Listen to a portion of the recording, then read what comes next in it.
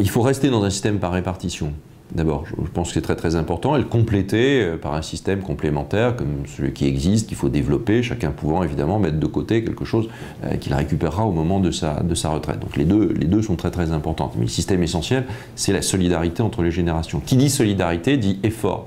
L'effort des retraités, l'effort des actifs, c'est de partir plus tard, et l'effort des retraités, c'est évidemment d'avoir des pensions qui sont un peu inférieures à leurs revenus du travail, par principe.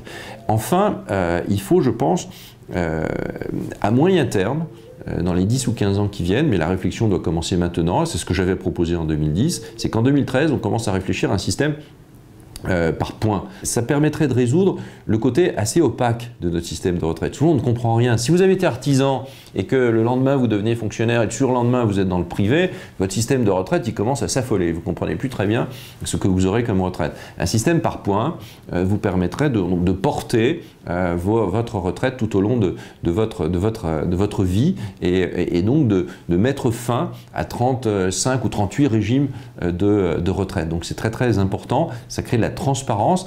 Ça crée aussi, ou ça créerait aussi, quelque chose qui me semble aujourd'hui important, sur lequel nous avons engagé les choses de façon très forte, mais il faut les poursuivre et les terminer, c'est la convergence entre les systèmes de retraite privés et les systèmes de retraite publics.